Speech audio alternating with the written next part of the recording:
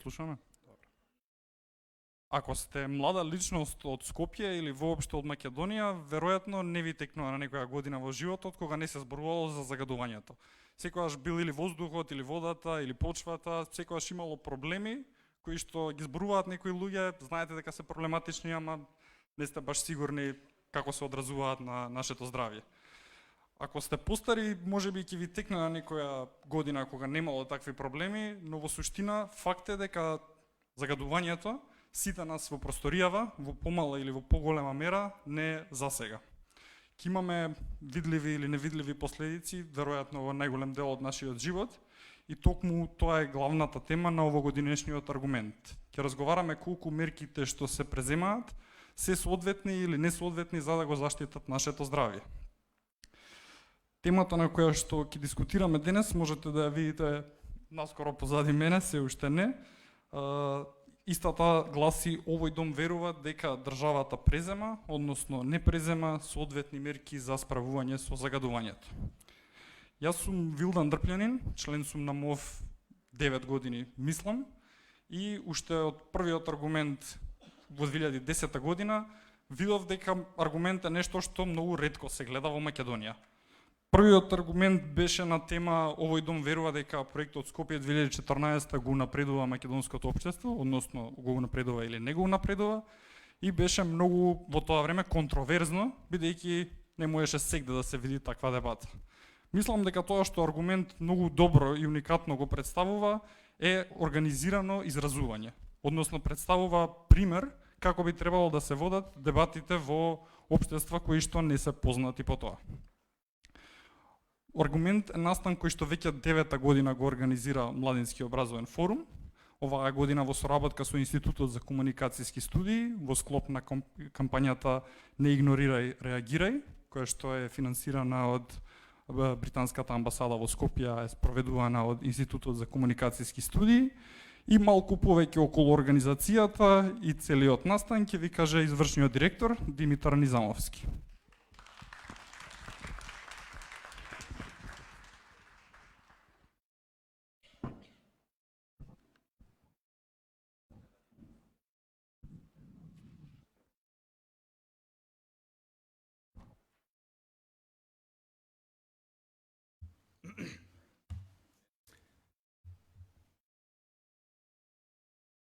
Почитувани присутни, драги пријатели и поддржувачи на аргумент, дозволете да ви искажам едно искрено и топло добре дојде на овогодинешниот дебатен настан аргумент организирано изразување.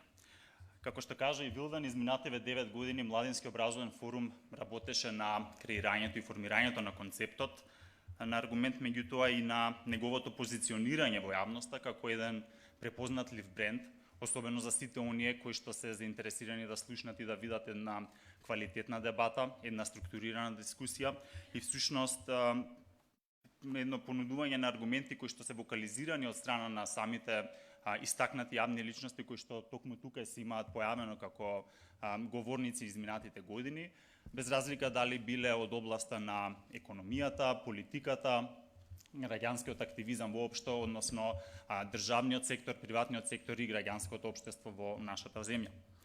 Низ годините се дебатира тези од областа на потенцијалот на младите во Република Северна Македонија, понатаму миграцијата, која што ги засега особено нив, се дебатира тези од областа на екзистенцијалните прилики и потреби со кои што се соочуваат македонските граѓани на секојдневно ниво, понатаму за улогата на религијата и влијанието кое што го има врз нашите сограѓани, и секако една од можеби оние теми кои што се навистина исклучително важни и секако не засегаат е токму и оваа денес, односно од областа на загадувањето.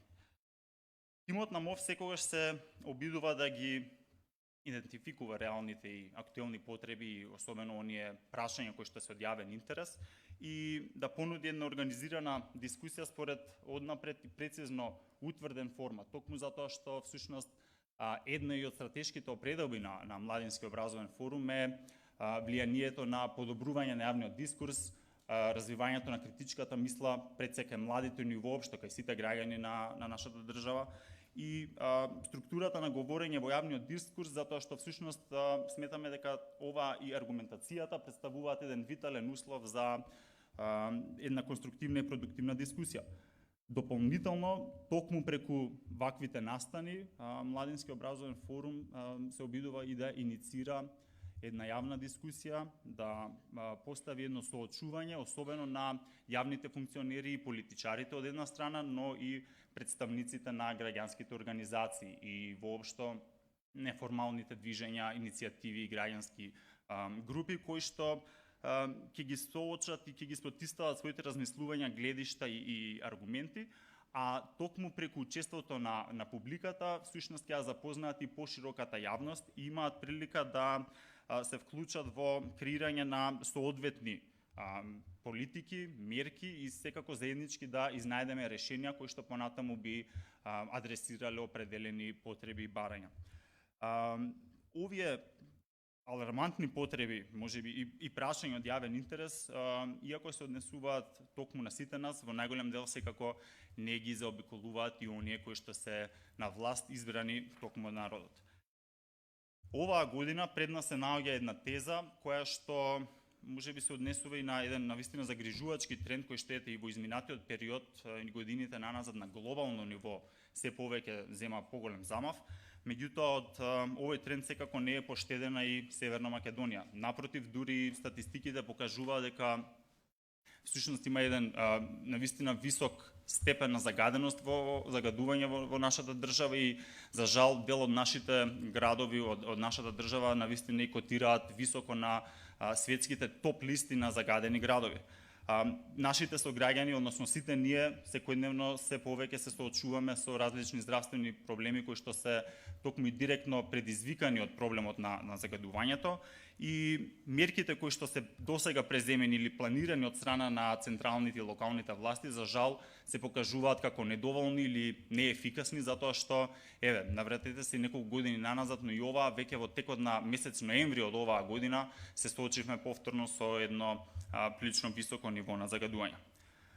Од друга страна, на наше големо задоволство, токму пак и младите се оние кои што ги адресираат овие прашања. На глобално ниво се предвесници и предводници во сите глобални национални движења кои што се поврзани со еколошките проблеми, со нездравата животна средина и токму поради тоа мило ми е што гледам и окав број на млади лица токму денес присутни во нашата публика. Овогодишното издание на Аргумент е всушност и еден од низата на активности и настани со кои што Младински образовен форум го одбележува своето 20 годишно постоење и воопшто залагање за развој на критичката мисла кај граѓаните, понатаму за влијање на квалитетот, па до души на квантитетот, искрено на дебатите и дискусиите кои што се поставуваат во јавниот дискурс, како и на самиот структуриран јавен дискурс, но и подобрување на сите наши членови, но и индиректно се надевам и на граѓаните во однос на аргументираното изразување и вештините на говорење. На крајот, од името на Младински образовен форум, а секако и од свое лично име, би сакал да упатам една искрена и голема благодарност до говорниците кои што се одважија да земат учество во вечернава дискусија, односно дебата, до модераторот Вилдан кој што без задршка веднаш се огласи на нашата покана и се соочи со еден ваков предизвик да води и модерира дебата од ваков вид. Понатаму до целиот тим на Младински образовен форум и особено дебатната програма која што го организираше и координираше целиот настан, но и особено до волонтерите кои што несебично одвоја дел од своето време и енергија да се потрудат овој настан да тече безпрекатно. Финално, посебна благодарност би сакал да изразам и до Институтот за комуникацијски студии и Британската амбасада во Скопје, токму затоа што одлучија да помогнат и да го поддржат овогодишниот Аргумент и со тоа да дадат свој придонес кон покренувањето на вниманието на јавноста на една исклучително важна тема која што не засега сите нас и особено во предстојниот период од годината, како и за заложбите за подобра животна средина токму во рамки на кампањата Не игнорирај, реагирај во соработка со партнерите.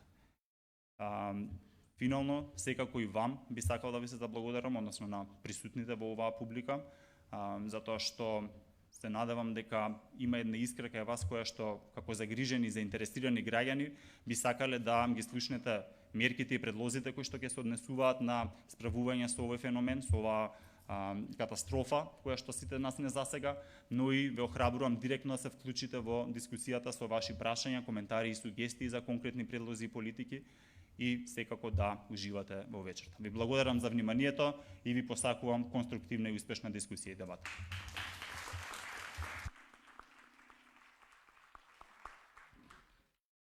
Фала, Диме, за говорот. Многу накратко, МОВ е кратенка на Младински образовен форум, организација што постои 20 години, оваа година славиме 20 години. Позната е веројатно по тоа што има многу критички настроени членови, така да вечерва најмалку треба да очекувате политички говори, бидејќи тие најверојатно во оваа сала нема добро да поминат. Инаку во хиерархијата на МОВ е доста високо да се модерира аргумент, така да ќе ми простите однапред за било која трема што ќе најде во моментот, бидејќи возбудата може некад да ме надгласи. Тоа нема да се случи со Бисера. Фала. Тоа не би требало да се случи со проверени дебатери како Бисера и Ѓорги, кои што сега накратко ќе ви го презентираат форматот и ќе ви раскажат што вистински значи аргумент во една дебата.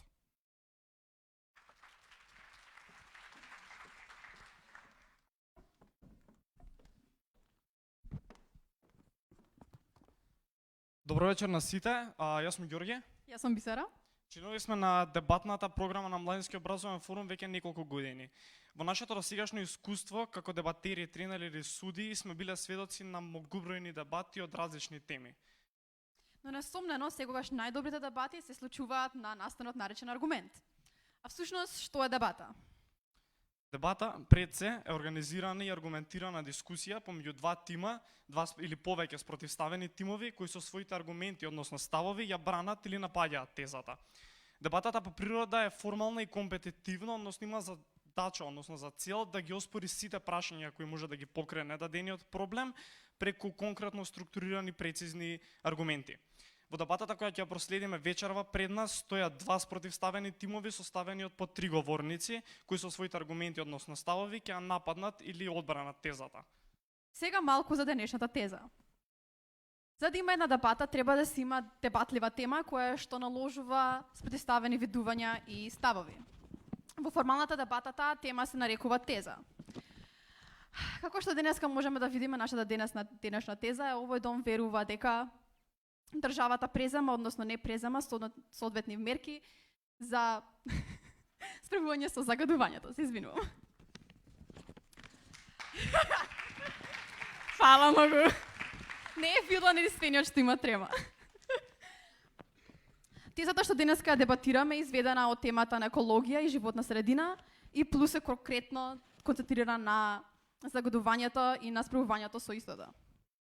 Зборовите пред секоја теза што со овој дом верува дека излегуваат од парламентот на британската држава, за тоа што таму има два дома, каде што секој пат кога еден дом ќе излезе да представи тема, тој мора да каже овој дом верува дека. Поред тоа ние ги имаме тие зборови пред тезата што гледате денес. За еден говорник да може целосно да ја оправда својата улога како афирмација или негација, се користи со алатката наречена аргумент. Аргументот пред се е детално објасната и структурирана поента, односно став, кој го презентира секој говорник со цел да ја оправда својата улога во дебатата. За еден аргумент да биде целосен, бидејќи тоа е всушност и фундаменталниот елемент на секоја дебата, се сочинува од следниве 3 елементи: тврдење, објаснување и доказ. Тврдењето практично е насловот, основната поента која секој говорник ќе проба во наредните неколку минути да ви ја објасни со цел да ја оправда својата улога како афирмација или негација. Објаснувањето пак подразбира детално и структурирано логичко доловување на она што е всушност поентата, зошто е точна и како е таа вистината и точна. Доказот на крај доаѓа како една подкрепа, односно една статистика или конкретен пример од реалноста, кој го завршува целиот аргумент и ви прикажува зошто поентата кој говорникот ви објаснувал е валидна и логична за нашата теза и за целото општество. А секако аргументите ги презентираат во одреден формат. Форматот кој што денеска ние ќе го следиме, ќе може да го видите многу брзо на видеобимот. Прво имаме три целини на нашата денешна дебата. Прво се излегувањата на говорниците, потоа има дискусија и на крај се завршните говори на говорниците. Форматот кој што тие го следат е дадениот. Прво дебатата ја отвора првиот афирмацијски говорник, по кој што следи првиот говорник од негација, за потоа да дојде вториот афирмацијски говорник, па потоа вториот негацијски говорник и така понатаму. Секој нивен говор трае 6 минути. Во вториот дел, тоест во дискусијата, вие како публика ќе може да поставувате прашања. Вашите прашања мора да бидат 30 секунди најмногу долги, за потоа говорниците да имаат 2 минути време да ги одговорат вашите прашања. И во третиот дел, каде што се завршните говори на говорниците, тие имаат 3 минути време да го завршат својот говор и да ги представат нивните ставови комплетно. За крај би сакале да ви замолиме за целосно почитување на говорниците и почитување на временските рокови кои ви се предодредени во последниот дел за дискусијата и секако уживајте во Аргумент 2019.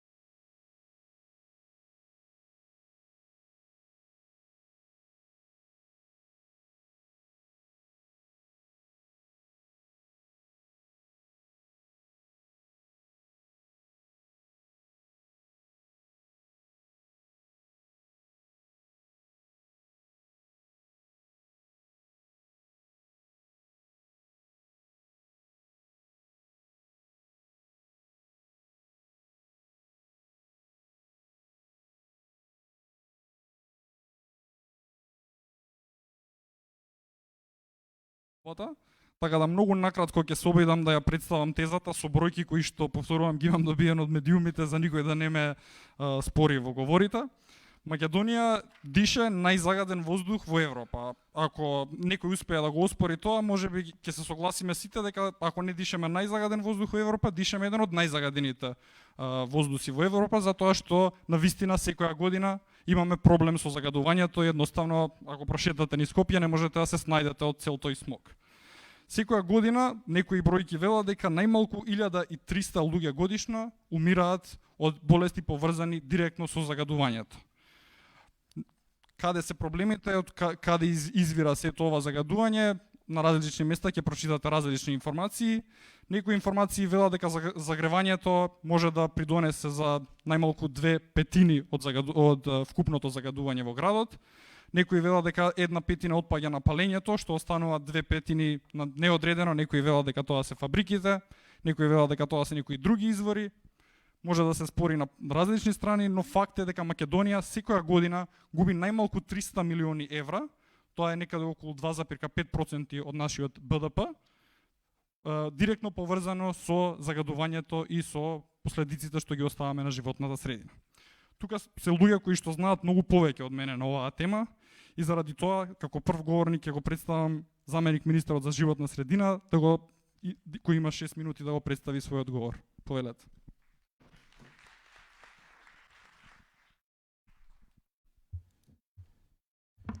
Благодарам. Се чувствувам привилегиран, бидејќи сум по втор пат во аргумент.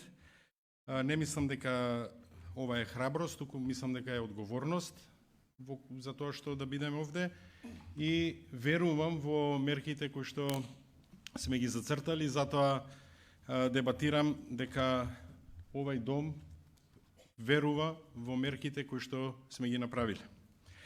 Јас се сложувам дека загадувањето и животната средина е најголем предизвик во светот и кај нас, дека тоа е така заради можеби податоците кои што важат во Европа, во кој што 391.000 има прерана смртност во 28-те земји членки на ЕУ и во 90% од градовите во земјите членки на ЕУ граѓаните дишат воздух со зголемени негативни концентрации. И затоа новата Европска комисија во својот прв инаугуративен говор, новиот председател на Европската комисија, како прва булит го има новиот зелен договор, кој што треба да се справи со, еве да кажам, климатските промени во рамки на тоа и со аерозагадувањето. Тоа што е дефинирано и зошто се поместија малку работите во страна на климатските промени, борбата, е фактот дека се базира на наука. И јас како човек кој што на времето бил дел од науката, верувам во науката. Постојат 4 различни студии кои што аргументирам за загадувањето, кои што укажуваат дека во Скопскиот агломерацијски регион, во Битола и во Тетово, најголем извор на загадување е домашното затоплување. Вториот транспортот, трети индустријата, во поново време тоа е отпадот и целото она што се случува со отпадот. Затоа, за да го решите тоа, тргнувате од проблемот и нудите решение. За да нудите решение, гледате како тоа да го направите во политика. Политиката тоа го прави преку буџет. И затоа за прв пат, минатата година, се дефинира стратешко определба, политика, борба со аерозагадувањето со посебни средства. Како го оцени тоа Европската комисија? Го напише во извештајот за напредокот на Република Северна Македонија и пишува дека за прв пат се алоцирани средства и има програма. Таа програма, како концепт, е програма која што, аргументирам, била успешна во Данска, била успешна во Норвешка, била успешна во Германија, била успешна во Велика Британија. Во овај момент, како концепт, таа програма се реализира во Полска, Чешка, Словачка, Романија и соседна Бугарија. А тоа е справување со изворите. Ако затоплувањето е најголем проблем, вие можете да имате затоплување што не загадува или од струја, или од газ, или да го приклучите на парно. Сите директиви на Европската Унија, посебен план за приклучување на парно, стимулирање на субвенции за инвертори, одат во тој правец. Не постои механизам да го земите воздухот и да го однесете некаде. И затоа овај план, аргументирам, е добар, зашто е тоа единствената мерка да се справите со изворите на загадување. И затоа планот за чист воздух во 2019 година ќе заврши со 45 променети затоплувања во градинки и основни училишта, со 26 основни училишта и градинки енергетски ефикасно интервенирани и со 11 градинки во Скопје сменети со урбано зеленило, но не само со зимзелени дрва, туку и со плодородни дрва, за да можат дечињата и дучат во процесот на кога доаѓаат во своето училиште, во својата градинка. Во рамки на тој план за чист воздух кој го операционализира програмата за борба со аерозагадувањето, се и најголемиот инвестициски потфат за справување со аерозагадувањето, тоа се 10 милиона евра за инверторите за домаќинствата. Инвестиции во јавниот сектор, до година идејата е да нема јавни институции, да ги намалиме, да немаат затоплување од нееколошки извори, се разбира мора да има понуда и за граѓаните. Дека тоа не е само единствена мерка, ќе наведам уште неколку аргументи. Гасификацијата достигна до 204 километри. Министерството за економија дава субвенции од 70 милиони денари за енергетска ефикасност. Тоа го прават и локалните самоуправи. Од пред некој ден постои објавата за замена на плинот или за воведување на плинот во возилата со субвенции од државата. Од 18 се намали на 5% ДДВ-то за топлинска енергија, за да можеме да ги стимулираме граѓаните, денеска сметките се помалечки. Ако ја земеме глобалната слика, 2 години и 4 месеци, може би на некој му изгледаше нереално. Денес го нема Казандол, го нема Евромакс, има 4,5 милиони евра за заштитените подрачја, односно има 80 километри од Пелистер до Брајчино за да стигнете со велосипедска патека. Благодарам.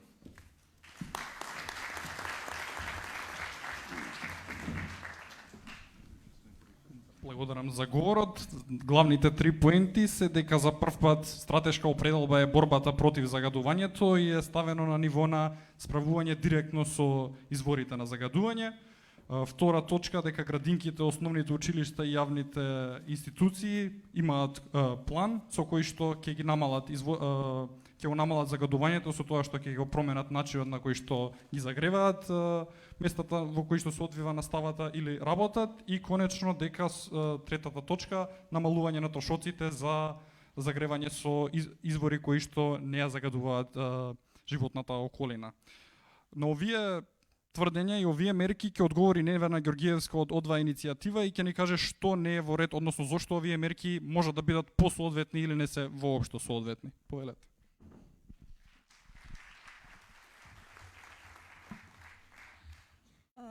Јас сакам да кажам дека сакав да верувам.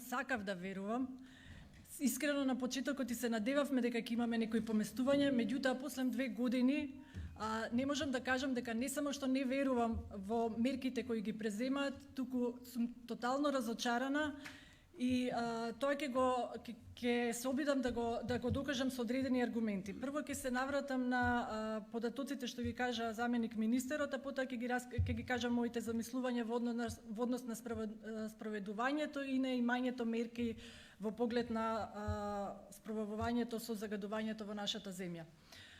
Значи, заменик министерот спомна дека тоа што го направиле со самата стратешка програма е од огромно значење, го цитирам, рече сме ги направиле, меѓутоа дали тоа сме ги направиле значи само на хартија, затоа зашто резултати конкретни немаме.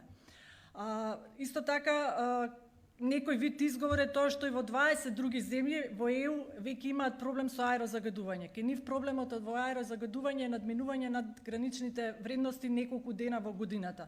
Ке нас имаме надминување не само во препорачаните 35 дена, него имаме надминување фактички во 300 дена во годината. Значи ние сме на некој начин професионалци во однос на загадување кога збориме и кога се споредуваме со овие европски земји. Затоа во светски рамки нашите градови се на прво место, негде до трето тука стигаме, меѓутоа европски градови не гледаме во тие светски топ листи. Се спомна промена на загадување во одредени градинки, школи и јавни установи. Прво само ќе спомнам јавната установа студентскиот дом Кузман. Беше најавено како една од главните точки дека ќе биде сменето. Се уште гледаме дека црни чадови излагаат со тоа што владата во јули ги претфрли средствата, а во најава се јавни набавки, така да оваа година нема да биде тоа префрлање од мазут. Значи на мазут се уште ќе се греат студентите во студентскиот дом Кузман Јосифовски, во болницата во Струмица, во болницата во Куманово исто така. Така да, освен овие, исто во градинки дека е заменето зеленилото, треба да се каже точно во кој, каде и како е направено тоа. Ние такви податоци немаме. Кога се збори за примена, имаме многу зборови од тоа, значително многу направивме, меѓутоа конкретни резултати, каде, што, како е направено, нема. Една од главните работи на оваа стратешка, така амбициозна, најавена историска програма беше да се имплементира една веб страна каде што ќе се следат овие достигнување, имплементирање и како се спроведува програмата. Меѓутоа ваква веб страна нема. Доказ дека нема и дека нема да се направи и пренамената на средствата од програмата што беше лето во годината, оваа година.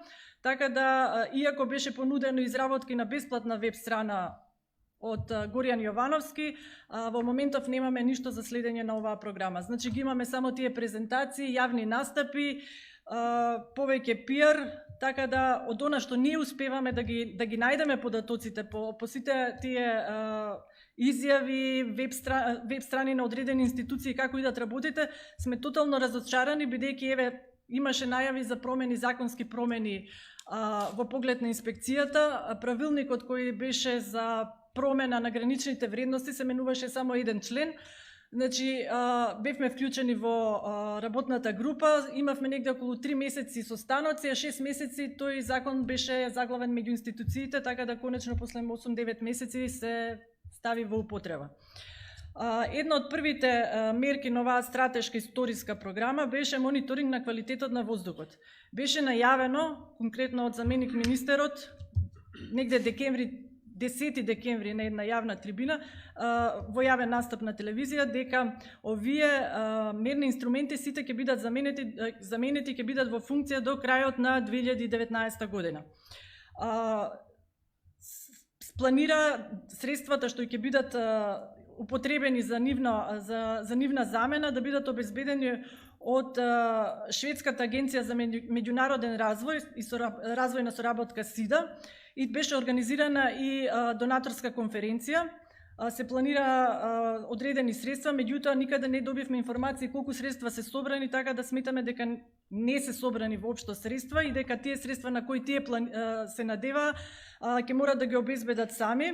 Така да сега имаме отворени некои јавни набавки. Во моментов, значи, пред една година ги имаме следниве податоци. Од 18 станици на 10 не работеле 20 инструменти, зашто не една мерна станица може да имат повеќе инструменти за мерење на различни полутанти. Ситуацијата денес, од 8 станици не работат 15 инструменти. На мерната станица Лисиче PM10 честичките не се мерат од 2 октомври 2018. Не се мерат во Битола 1, Кичево, Гостивар, Кавадарци, Велес. Скоро 2 години во Велес. Гази Баба до средината на август 2019 исто така немаше податоци.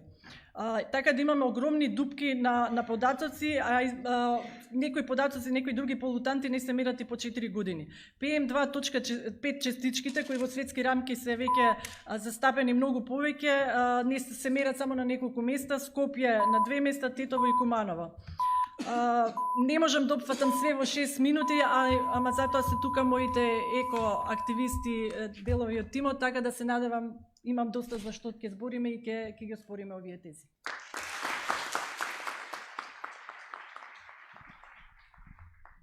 Благодарам за говорот. Трите главни поенти се дека едноставно нема верба во ветувањата, дека загадувањето надминува границите кои што се поставени од Европската Унија дури во 300 дена од годината. Годината има 365.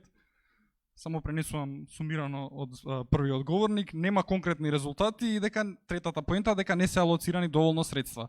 И навистина, ако ни ветувате стратешка определба, ако ќе излеземе надвор не можеме да дишеме, што тоа значи за нас? Еве можеби еден градоначалник да ни каже како се алоцираат средства и како се планира за животна средина. Господинот Максим Димитриевски. Благодарам на сите, добро вечер, поздрав до иницијаторот, поддржувам дебата, особено аргументирана. Општина Куманово е најголема во Македонија, 115.000 граѓани, одамна се немаме преброено. И да ви кажам, оваа година прославуваме 5 века од постоење на градот и 75 години од ослободување. Ги поздравувам сите мои кумановчани и секако вас ве поканувам сите присутни, заедно со сите вечерва, да присуствувате на 8, 9 и 10 ноември во Куманово да го прославиме овој голем юбилеј сите заедно, бидејќи сега нема во моментов загадување, инаку сериозен проблем во државата, не само во Куманово, јавно го признавам тоа како градоначалник и наша обврска и задача е да се бориме против тоа. Вода, воздух, почва. Од сите аспекти загаденост мора да изградиме механизми првин како тоа да го измериме суштински. Бидејќи ние стигнаме на прво место во светот, како општина, најзагадена општина во светот. Куманово не е. Но ако ставите една мерна станица во Оџако, таму кај што ви е најголемиот загадувач, секако дека ќе имате пикови од 1850 микрограми на метар кубен воздух. Верувајте ми, 3 пати имав можност да бидам присутен на песочна бура. И помало е загадувањето во тие моменти, кога е песочната бура, отколку индексите кои што ги покажа мерната станица во Куманово. Не затоа што го нема. Има загадување и тоа се гледа, но загадувањето не се решава само со дебата, туку со директно делување, но дебатата треба да продуцира одредени решенија и да иницира, да не покрене нас политичарите. Ги поддржувам сите невладини активисти што работат активно на оваа тема. Суштински, Куманово има најголемата прочистителна станица за отпадни води во Македонија, која што ја инсталиравме, а направи најголем загубар од сите јавни предпријатија за стопанисување со вода во Куманово, затоа што трошиме електрична енергија, за да ја прочистуваме вода и спуштаме во река вода, техничка вода од втора категорија, и истата оди по Вардар, а не добиваме никакви субвенции. Ни од државата, а за жал не знаеме да добиеме субвенции ни од Европа.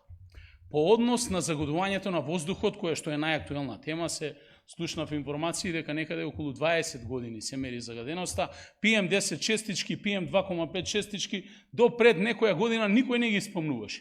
Но сега таа тема и како се користи во јавноста, особено во тешки политички моменти во државата, се пласира во јавноста и тоа масовно оди. Не дека ја нема, се бориме и ќе продолжиме да се бориме, бидејќи сакам, како сите вас заедно, да живееме во чист град, во чиста држава. Но ако најголемите светски центри имаат проблеми со аерозагадувањето, тогаш Македонија не може да се спаси во целост од овој проблем.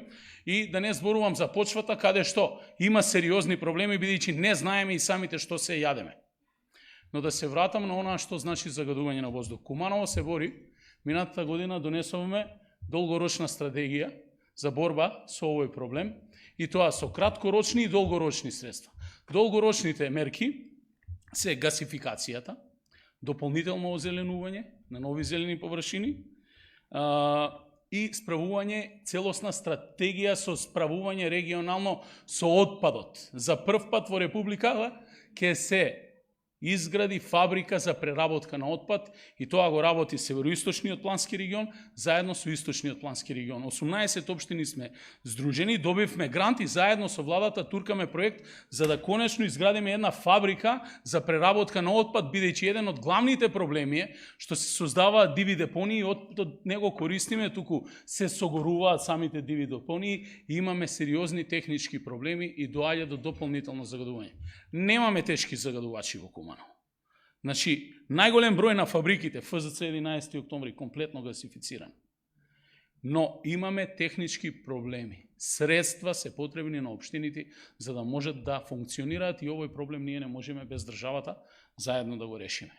Затоа, кога ќе ги пуштам моите инспектори кои што секојдневно пишуваат казни, а казната е некаде од 50 евра за физичко лице, па до 600 евра за правно лице, во најголем број на случаи првенствено немаме доволно опрема и ангажираме дополнителни ресурси за да ги лоцираме загадувачите. Се мери само на една локација во градот. Треба да се набави и тоа ќе го направиме со следниот буџет, дополнителна опрема за да измериме колку е реалниот просек на загадувањето. Минатата година правиме студија со професори од земјоделски факултет и од Финки, мереме загадување со мобилни мерни станици низ целиот град. На сите локации е различно. Го воведоме први процесот на аеросолизација како краткорочна мерка, на јавните прометни површини каде што е најголемото движење на граѓаните и покажа дека може на тој начин да се победи загадувањето со PM10 честици до 70% и редовно перење на улиците. Во делот на долгорочните мерки, исто така сакам да напоменам дека е една од мерките и затворање на сообраќајот. Тоа за прв пат го применуваме на 8, 9 и 10 ја затвораме главната улица во градот, времено за сообраќај Гоце Делчев во Куманово. Во делот на краткорочните мерки е медиумската кампања, аеросолизацијата ја спомнав, и секако воведување на филтрација на воздухот со мали мобилни филтери во јавните институции. Првенствено дадовме приоритет на најмалите, тоа се детските градинки, добиме директна финансиска помош од владата, а воедно во следниот шекор водиме комплетно постапка за воведување на таква филтрација на воздух во објектите во основните училишта, но имаме намера да реализираме проект заедно со Европска банка за обнова и развој за гасификација на јавните објекти во град, и тука некаде ќе побараме 5 милиони евра долгорочно задолжување од оваа институција за да ги направиме енергетски ефикасни, бидејќи имам намера Куманово да го ставам во гранката на загадените градови во светот, а ги велат зелени градови, бидејќи они активно се борат со загадувањето. Ви благодарам.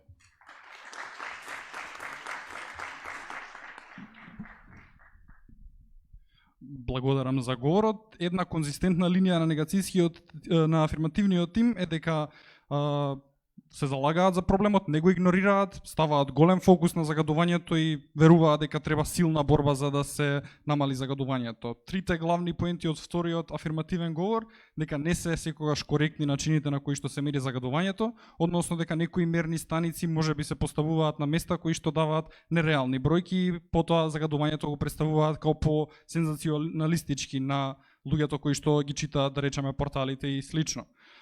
Втора поента беше дека 18 општини со владата за прв пат решиле да направат фабрика за отпад, која што може на во голема мера да помогне во однос на загадувањето. И третата поента беше дека големите фабрики во одредени градови како што е Куманово се комплетно гасифицирани и дека тие не се главните загадувачи. Вистина постојат бројки кои што велат дека дури 3/5 од проблемите се базираат на домашното загревање и на палењето од несовесни граѓани. Како ќе одговори на ова негацијскиот тим, ќе видиме од Аријани Џафери, представник на Еко Герила.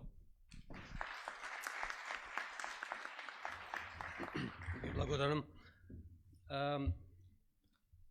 Вака, значи, верувам сите знаете, Република Северна Македонија е една од црните точки во Европа, заедно со Косово, Босна и Србија, која станува збор, значи, за аерозагадувањето. Ние сме на топ листата на најзагадените земји во Европа.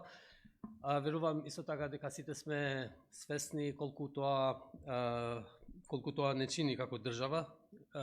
И ако не сме, еве, да ќе повториме, значи, според извештај на Светската банка од 2014 година, аерозагадувањето во Северна Македонија доведе до повеќе од 1350 смртни случаи. Ако има најнови бројки, верувам колегите ќе ме коригираат во ова.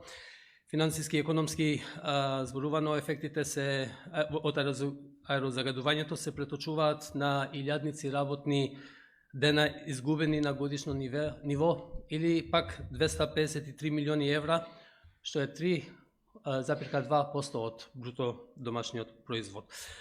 Слушнавме, се зацртале мерки, се преземат мерки, значи за прв пат се алоцирани средства, точно е тоа, само што каде се алоцираат и како се алоцираат. Значи за кои цели и за какви мерки станува збор.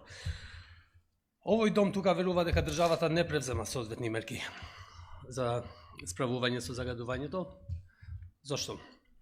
10 милиони евра се додадени за инвертери, така беше.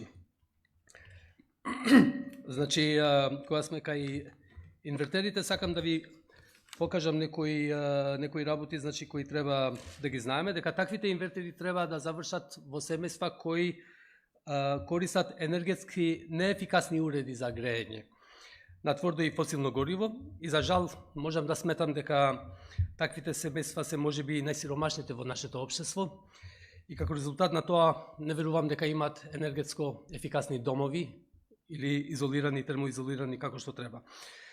10 милиони евра на владината ЕСМ не се субвенција, драги мои. Тие се инвестиција. Зашто?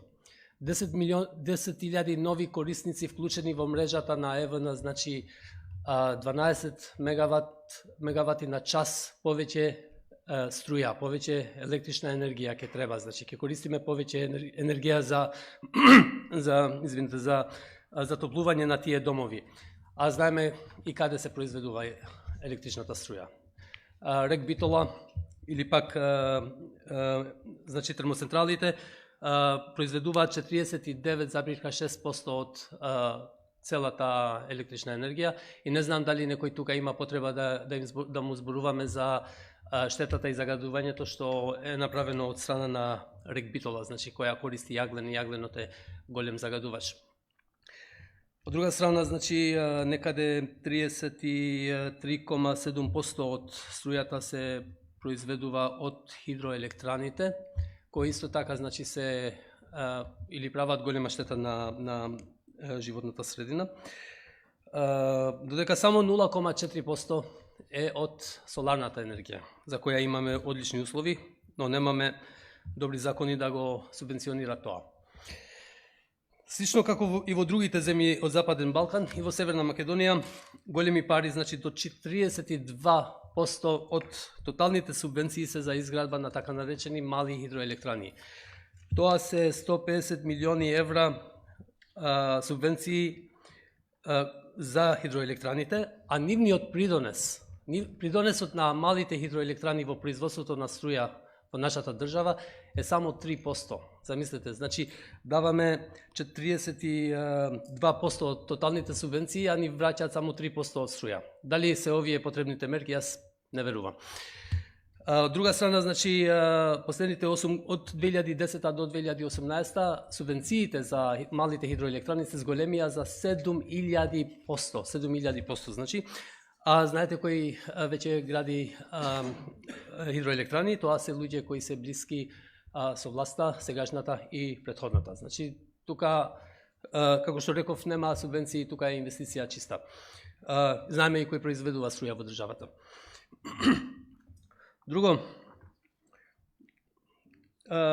кога сме во мерките против загадувањето, металуршката индустрија е една од најголемите загадувачи, поради тоа што користи многу јаглен и тоа може да се докаже, значи, во случајот на Југохром во Тетово, кој кога работеше и со 50% од своите капацитети емитуваше во нашиот воздух дневно, испушташе 30 тони прашина, запамтете го тој број, со 50% од капацитетите 30 тони прашина. Откако беше одлучено од страна на Државниот инспекторат Југохром да запре со работа, Тетово има за 60% помалку загаден воздух. Да не се лажеме, се уште не е чист, но е помалку загаден за 60%. Значи, ако сакаме да се бориме со загадувањето, во изворот на загадувањето, треба, значи, да се решаваат овие големи индустријски проблеми. Топлината од другата страна, најголемиот дел на јавните институции, исто и као Куманово и у Тетово, значи, се греат, јавните институции се греат на мазут. Над 30 такви згради на јавни институции во Тетовско само, значи, загадуваат заедно колку 6.000 домаќинства.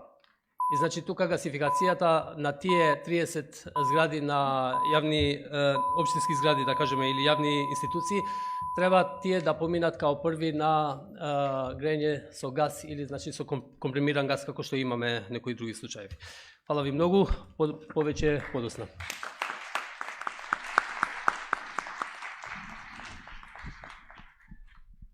Благодарам за говорот. Повторно 3 главни поенти: дека мерките не стимулираат долгорочна промена, односно дека дел од имплементацијата всушност ги помага големите компании и на тој начин оневозможува обезбедување на здрава животна средина на долг рок, дека фабриките се всушност тие кои што се главен проблем беа дел од излагањата на Аријанит, и од нив очекуваме да чуеме одговор од третиот афирмативен говорник, односно директорот на Дрисла Горан Ангелов.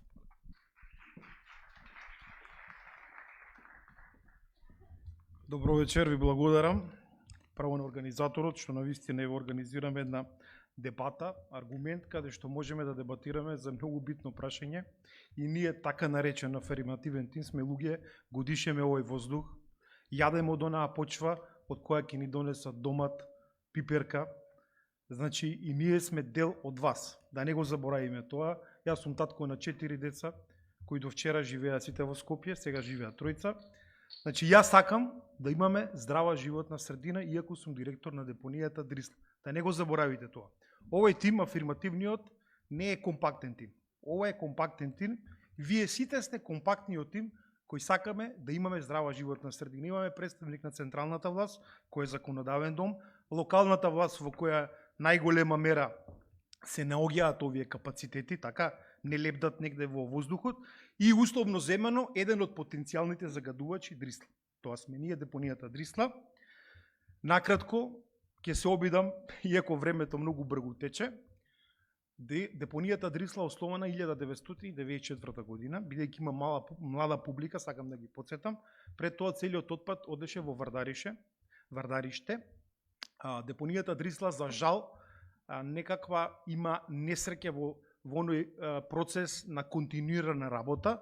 2002 година е припоена кон комунална хигиена, за да во текот на 2010 година повторно стане правен субјект и преземе соодветни инфраструктурни поголеми вложувања во самата депонија Дрисла. Јас сум таму веќе 10 години, мислам дека Невенка ме праша колку долго сум таму, 10 години сум во Дрисла и можам да ве уверам, тезата дека Дрисла го загадува Скопје е неточна. Одговорно тврдам и жалам што имаше некакви изјави од одредени политичари дека се увезува радиоактивен отпад, дека се гори радиоактивен отпад, дека се увезува индустријски опасен отпад, дека на Дрисла има 6 печки, дека Дрисла не знам што е, Чернобил. Таму работат 160 луѓе кои секоја година одат на лекарски преглед, им се издава лекарско уверение, дали се здрави, дали може да работат, вклучително и јас сум втор човек на депонијата Дрисла, прв италијанецот, кој секојдневно одам на работа. Јас живеам во аеродром. Кога кидам од аеродром, кај сладкарата Палма поточно, кидам на Дрисла на работа, верувате дека тамо воздухот е многу поздрав и почист. Зошто го тоа тврдам? Затоа што ние го мереме амбиенталниот воздух. Значи не сме оставиле така да кажуваме напамет.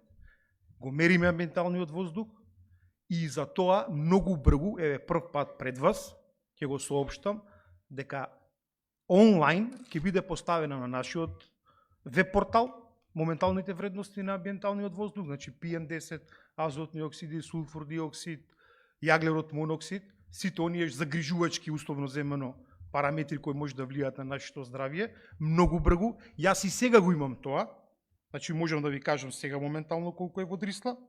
Еве, значи еве ги тука параметрите. Сите параметри ги имам онлайн. Но ова е сепак пробен проект. Ова го работи Финки, факултетот, значи не го работи Дрисла. Да не испадне после дека ние ги местиме резултатите или слично нешто. Моменталната вредност е 22 микрограми на метар кубен PM10 честички. Сулфур диоксид 2,5. Граничната вредност знаете колку е нисока. Азотни оксиди 4. Јаглерод моноксид нема. А јаглерод моноксидот е првиот сигнал дека нешто се гори, дека нешто се обработува, дека нешто е опасно. За да ги побиеме сите овие озборувања, ние побаравме од ресорното министерство, кое 2 пати не казни, значи не ни се баш пријателски расположени, 2 пати не казни. Првиот пат не казни, кога дојдов јас 2011 година, ги испуштавме исцедителните води директно во Маркова река. Не казнија, но условно. Ке направите базенти, каде што ќе рециркулирате водата пак надзад на водепонијата, за да не ве казниме. И ние го направивме тоа. Вложивме скоро €500,000. Сега сме во фаза уште на набавката, ако го отворите нашиот вебсайт, ќе видите дека имавме пробен проект со една унгарска фирма, со германска технологија за прочистување конечно на отпадните води, но ние сега не ги испуштаме отпадните води, ги враќаме во депонијата Дрисла. Го имаме оној магичен круг. И вториот проблем кој се јави, кој сите го знаеме, тоа беше емисијата на гасови од оджакот на печката. Го решивме тој проблем, ставивме филтер, таа печка е набавена многу одамна, е донација од Велика Британија, им благодариме. Ние модернизиравме, но набргу таа печка ќе ви замине во историјата. Еве прв пат ќе соопштам дека ние менуваме технологијата и многу набргу ќе биде променета технологијата. Имам многу да зборувам. Сме отворени за невладиниот сектор. Организираме неколку пати отворени денови. Ги објавуваме на нашиот вебсайт. Организираме превоз со стартна позиција пред градот Скопје, значи пред административната зграда на градот Скопје. И за сите невладини организации, здруженија, приватни лица, кога сакате, нормално со најава, можете да дојдете да видите. Но јас пак ќе кажам, бидејќи имам уште 13 секунди, ви уверувам и одговорно тврдам дека депонијата Дрисла не е причинител на загадувањето во градот Скопје. Ви благодарам.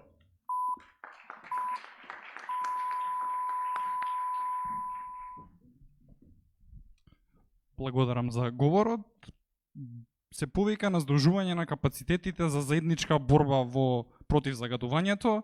Се наведе дека веќе постанува и линија на негацијскиот на афирмативниот тим дека лажните вести, сензационализмот и озборувањата се голем проблем кој што можеби целосно го дефокусира проблемот, односно насочува јавноста да мисли дека проблемите лежат во одредени извори, иако тоа не е точно.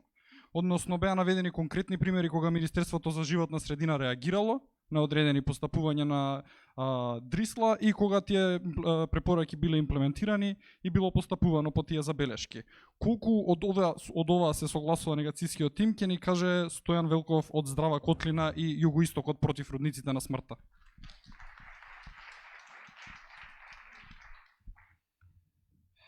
Добро вечер. Вака, како прво сакам да кажам да нагласам дека во афирмацијскиот тим беше поканет еден од професорите на Рударскиот факултет во Штип, но не се појави. Беа поканети, според моја информација, и други од Рударската фела, но ете ниеден нема. Зошто е тоа така, не знам, најверојатно затоа што фактите што ги имаме против родниците се навистина застрашувачки и колку девастирачки влијаат врз самата природа. Најпред, извинете што не се представив, значи јас сум Стојан Велков, доаѓам од Здрава Котлина, како што кажа модераторот, но исто така сме дел од една мрежа која ја сочинува Југоистокот и заедно со еколошко здружение Екодолина и младите од Иловица и Штука застанавме на чело на отпорот против овие загадувачи од тешка индустрија, односно Г1 тешка загадувачка индустрија. Нашите ултимативни цели се да нема рудник во Иловица, но воопшто да не постојат рудници на целата држава, из цела Македонија, затоа што ефектите од тие рудници загадувањето траат илјадници години. Значи, ова е буквално податоци од професори, од магистарски студии, од истражувања земани од рудникот Бучим и така натаму и така натаму. Значи, после 3 години со очување со овие чудовишта, кога свативме всушност со што си имаме работа и со каков предизвик животен сме соочени, решивме неколку луѓе да основиме организација и да тргнеме да ги истражуваме сите процеси кои што се штетни во рударството, односно во рудниците со отворен коп. После искажаните факти и недоследности заокруживме, се концентриравме на 3 работи. Дека рудниците се штетни од еколошки аспект, катастрофални, но не носат никаква скоро незначителна принос од економски аспект за кој овие од Рударската фела многу сакат да се пофалат и да си кажат дека со тоа ќе се зголемело бруто домашниот приход и така натаму.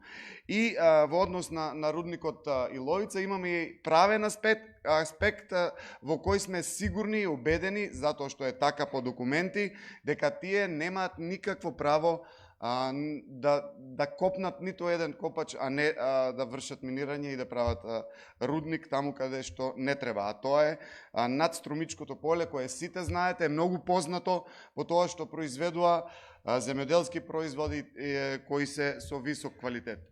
Во однос на тоа, ако не знаете што значи рудник, што значи загадување од рудник, ќе се обидам кратко само да појаснам, а тоа значи за сите рудници со отворен коп. Значи, идејата е да се срози еден рит, огромен рит, во кој има бакар и злато, со 52 тони амфоексплозив неделно, зборувам за Иловица, каде што цел рит ќе се од 800 метра надморска висина ќе падне на 100 метра, значи ќе се направи огромна дупка, од таа дупка ќе се загадат подземните води, бидејќи ќе се пресечат каналите, сите тие карпи се збогатени со арсен, стронциум, кои се опасни и тешки загадувачи, се опасни по сите, по секој живот, не само по човечкиот, значи се загадува почвата, се загадуваат подземните води. После 57 години или 67, не знам точно како пишува во студијата, ќе се направи езеро кое ќе биде преполно со тешки метали, кое не може да се исчисти на природен пат.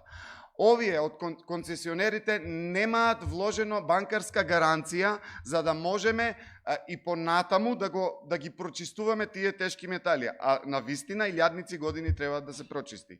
Згора на се сакат да направат хидројаловична огромна брана од 276 метри, која е прва во Европа и шеста поред во светот, која би била полна исто така со отпадни материи и субстанции, агресивни хемиски субстанции кои се користат за одделување на бакарот и на златото од самата руда. Значи, тоа езеро би било би имало 210 милиони метри кубни хидроеловиште. Тоа не можам ни да го замислам колку е, но верувајте, тоа е огромна површина и потенцијална опасност затоа што сме склони, Струмица е трусно подрачје. 30% од надземните води во моментот влегуваат во подземните води на реката Штука, каде што треба да биде сместено хидројаловиштето. Ќе се загади почвата, воздухот и така натаму и така натаму. Значи, нема никаков сомнеш дека рудниците со отворен коп загадуваат. Пример ни е еклатантен Бучим, може да проверете, и го има на трето место е на жешките точки кои ги правеше професорот Стафилов од факултетот, од природно-математичкиот факултет.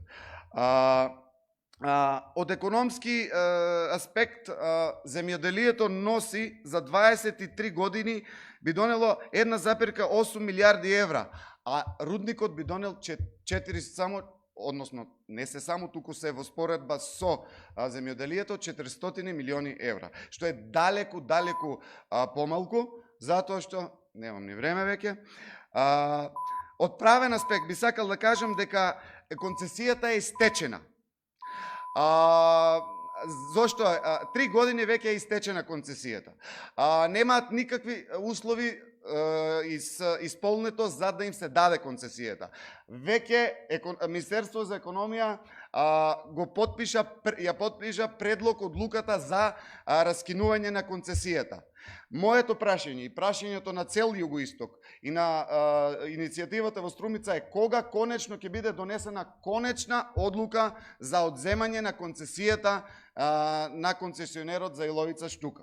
Затоа што, ако тоа не се случи до 18, веќе најавивме на нашата страница дека ќе имаме протест на 19. Има и многу проблеми други од страна на екологијата, немам време да ги изложам, можеби до после или во однос на прашања можем да одговорам. Благодарам.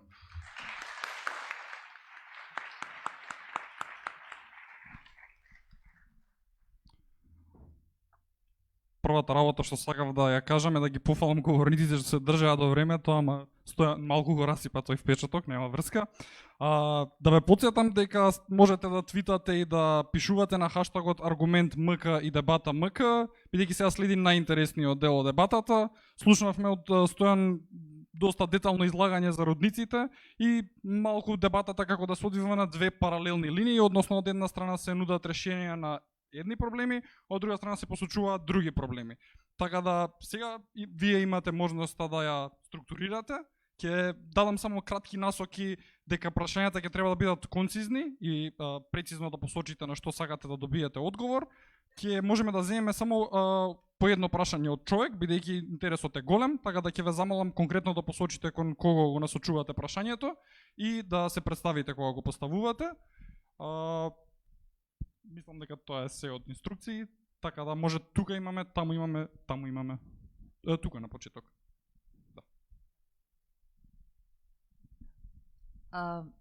Јас сум Татјана Чекулев од Одва иницијатива исто. Прашање до директорот на Дрисла.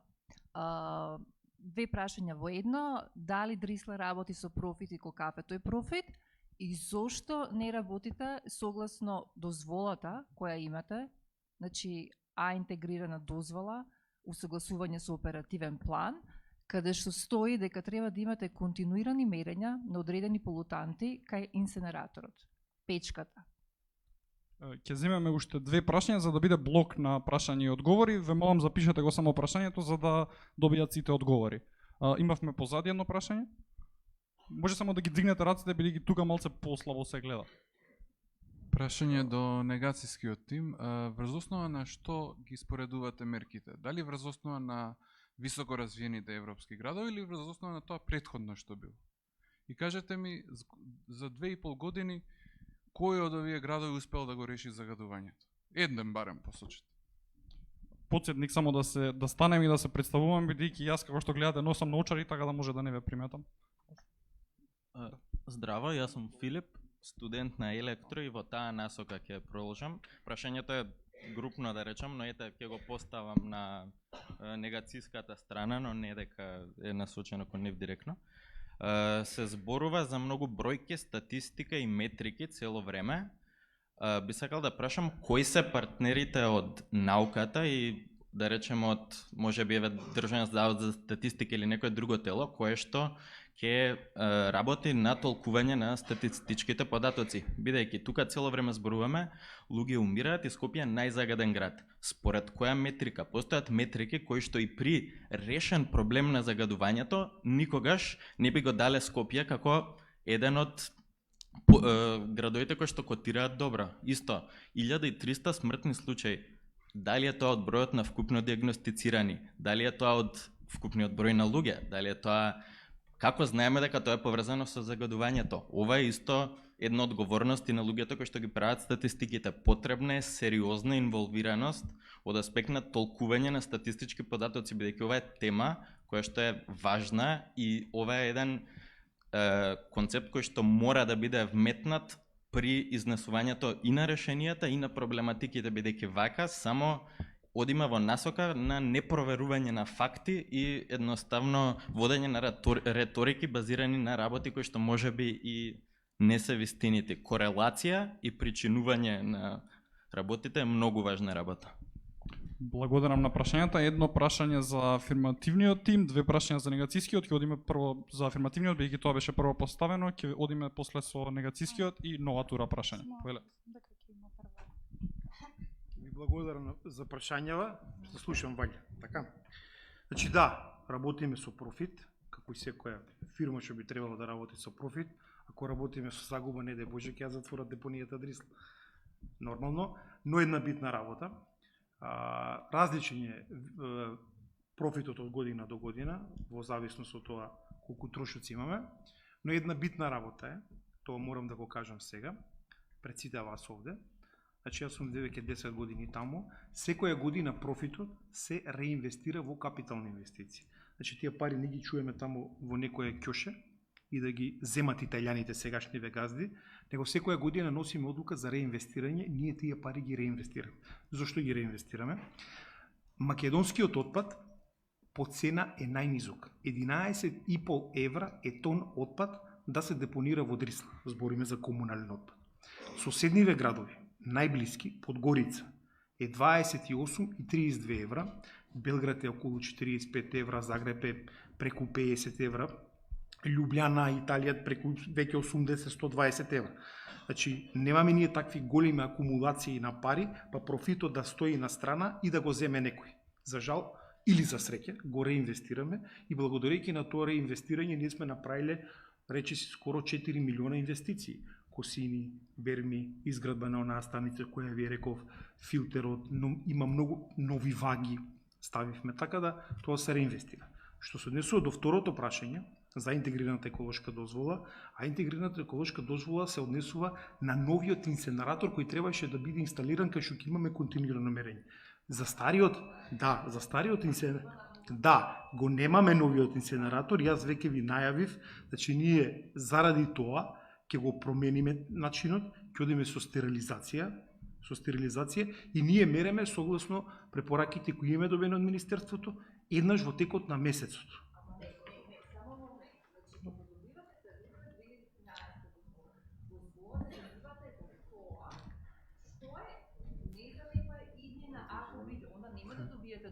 Значи дозвола добивате и дозволата вели од моментот кога ја добивате дозволата, значи морате да работите с она што е напишано во таа дозвола, а тоа пишува, тамо не пишува нов која ќе дојде или стариот.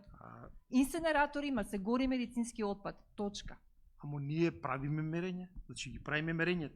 Не се мерењата онлайн, да ве разбирам што сака да ми кажете. Ве молам прашањата да не се поставуваат во разговор, значи, туку што поконкретно прашањето го го поконкретен одговор. Значи ние од Буирум, повелете дојдете, за да не ги дојдете кога сакате. Значи ќе видите и имаме интегрираната еколошка дозвола, дојдете. Што да ви кажам? Тоа е. Може да преминеме на одговорите од негацијскиот тим. Ако сте незадоволни од прашањето, може би треба поконкретно и попрецизно, за да не можат, бидејќи сепак имаме политичари на маса, добри се во бегање од одговори.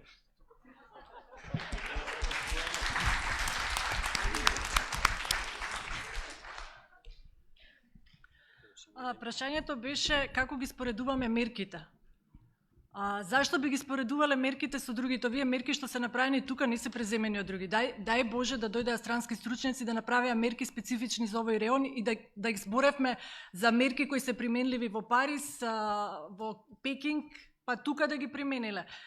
Ние збориме конкретно за мерките што се преземаат кај нас, податоците покажуваат дека немаме резултати. Резултатите се она според кој гледаме дали се применливи или не. Друга работа е колку се применуваат. Значи, дури кога се применуваат, ние немаме резултати. Значи, едно е што не се применуваат, друго е што и кога би се применувале, дали би имале резултати. Спомнавте за од каде се наоѓаат податоците. Податокот, дали ние податоците што ги објавуваме околу смртните случаи се од некој релевантен извор. Секогаш се од релевантен извор и се нагласува од кој извор е. Риенит што ги спомна бе од Светска здравствена организација. Јас ќе ви кажам други податоци. Значи податоци од Европска агенција за животна средина кои беа објавени за 2016 и тие се 3580. Значи ќе видите на извештајот, страната е 68, има табела, се собираат 3 колони, значи 3400 плюс 110 плюс 70 се податоците. Од таму ја добиваме бројката. Ако не верувате, проверете. Секогаш го пишуваме изворот. Може да додам, исто на последното прашање, еве уште една интересна информација која доаѓа од годишен извештај на Министерството за животна средина и просторно планирање. Во 2018 година Северна Македонија има увезено 2593 тона опасен отпад. Не знам каде завршиле, дали во Дрисла или некаде друго, но во извештајот на Министерството стои дека околу 2600 тона отпад сме увезеле. Верувам, индустријски опасен отпад. Така стои во документот објавен од вашето министерство.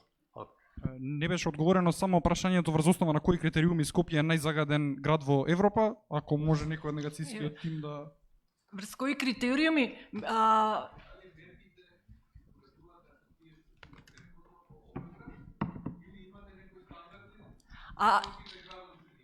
Дали тоа е оправдување за немање резултати, какви се мерките? Ние зборуваме конкретно дали овој дом има мерки. Овој дом не веруваме дека има соодветни мерки. Во ред, одиме со втора тура прашања. Мислам дека дечкото постави на крај, ако поминат сите. Не. Ќе одиме со различни луѓе, затоа што многу заинтересирани има, ако остане простор, ќе може таму да поставиме прашање. Добро вечер, Сунај Сабриовски, телевизија 24. Добро е што еве конкретно можеме да поставиме директни прашања кон надлежните институции со оглед на тоа дека тука се и невладините организации кои што упорно во текот на 365 дена алармираат на оваа проблематика. Ја би го прашал, би било отворено прашање до тројцава представници на власта. Ме интересира кога веќе зборуваа за намалување на аерозагадувањето, веќе од дека Гирила чувме дека најавените субвенции всушност се инвестиции кои што и како би придонеле дополнително кон влошување на состојбата со аерозагадувањето, како најголем адут кој што го користи особено Министерство за животна средина во однос на потенцијални аерозагадувачи, дека тоа се домаќинствата, меѓутоа што правиме во летниот период кога и како имаме енормно загадување, особено оваа година во јуни и јули, кога PM10 частичките беа над дозволеното, се вадите на тоа дека не постои правилник, сега веќе донесовте, па не го елаборирате како тоа ќе се постигне, кои се санкциите кои што ќе ги поставите, постои ли опција и дали да ни кажете колку казни имате пишано кога се работи за фабрики со А интегрирана дозвола и кој е процесот на дислокација на Линденот? Благодарам, ќе земеме уште две прашања, па потоа одговори. Можеме во меѓувреме тимот да се договори кој ќе одговори на ова прашање, бидејќи беше кон целиот тим. Таму има прашање. Последниот ред. Може да кренете рака повисоко? Не, одгоре. Одгоре има. Горе нема ниту едно, мислам колку што гледам, ако има сега едно прашање.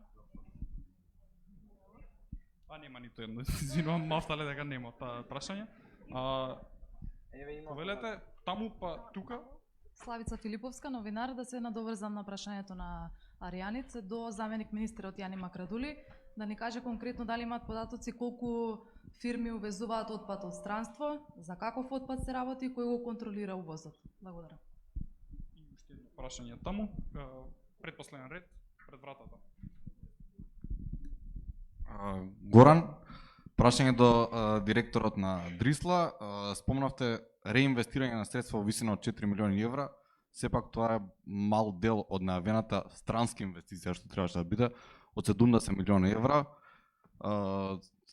Споменав странска инвестиција што работи од донација на британска амбасада од пред 20 години. Каде гледа тука логиката и што се случи со најавената инвестиција од 70 милиони евра?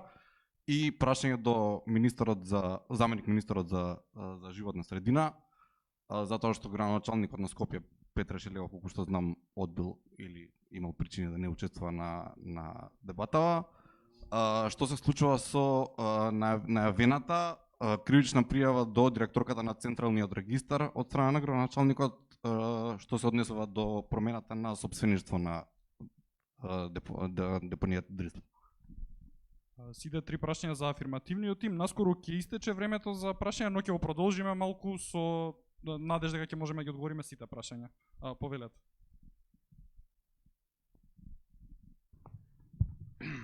Во овој момент тече тендерот за чистење на малата депонија на Охис со Линден што е.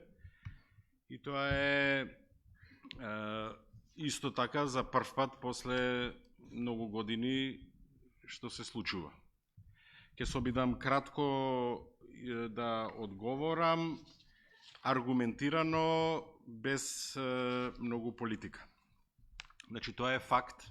За жал во Македонија нема компанија што може тоа да се справи и предпоставам дека тоа ќе биде некој меѓународен конзорциум кој што ќе учествува на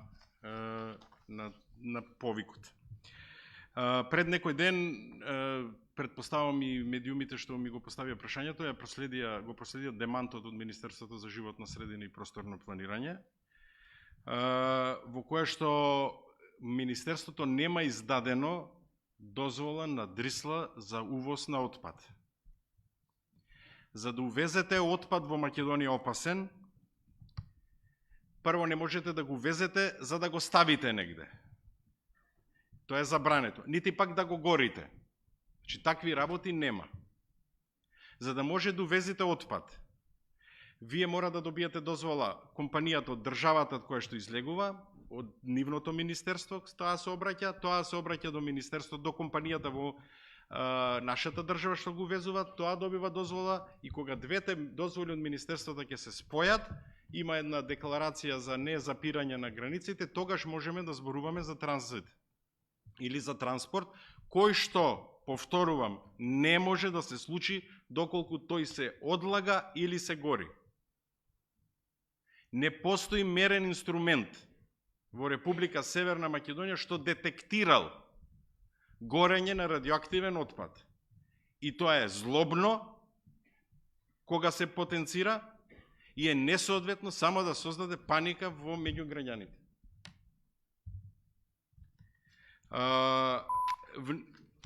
Само кај мене свири ова? Добро. Второ, трето. Не постои европска држава, членка на ЕУ. И не се 20-28 се. Кој што не користи, која користи Alibaba мирни сензори. Значи сите користат стабилни, reliable, доверливи, кои што чинат многу пари. Ниедна држава во Европа не гради политика врз база на Alibaba сензори. И кога ќе се повикувате на податоци, не може да се повикувате на амерички сајт, кој што има 100 града, а во светот ќе се сложите има многу повеќе. Во кој што имате податоци за PM2,5 во Газибаба, за таков инструмент не постои. И тој го прави математички, го интерполира. И тоа не е точно. И кога зборуваме за... Јас знам дека аерозагадувањето е еден од најголемите, ја го кажувам, после промената на името, тој е најголем предизвик според мене во нашата држава. Најголем предизвик. Ама тој предизвик заеднички може да се реши. Ама со аргументи, не со верување или неверување. Или со исцелителот што го отвара прозорот што пишува на Твитер, па топлиот воздух ќе осмени. И 1350, за жал има многу луѓе што се жртви на ова. Се бројка, врз база на статистика што се пресметува, не сакам да навлезам во тоа. Не сакам да не се тоа конкретни имиња и презимиња, мислам да не сакам за јавноста да кажем. Тоа се податоци што не предупредуваат на сериозноста на работата. Но кога ќе користите Alibaba сензори кои покажуваат 1999, тогаш тие луѓе таму не можат да бидат живи. И затоа апелирам на заедничко делување во однос на податоците што ги користиме. Во однос на инверторите, Собранието има донесено заеднички заклучоци како препораки. Заклучок 23. Да се воведат субвенции за домаќинствата кои ќе купат инвертор клими. Ние како одговорна влада ги спроведуваме заклучоците. Второ, имате препораки директивата за чист воздух на Европската Унија, која што е иста преточена во планот за чист воздух. Дава субвенции за инвертори. Инверторот е обновлив извор на енергија. И тоа, тие што се бават со науката, треба да го знаат, а граѓанските организации што го следат и мониторират процесот, исто така треба да го знаат. И кога стимулирате користење на инвертори, вие човек што има печка што најмногу го загадува сопственото дете, кога ќе го стави инверторот, тоа нема да го загадува сопственото семејство, а потоа нема да емитува и во воздухот негативни емисии. И она што е најважно,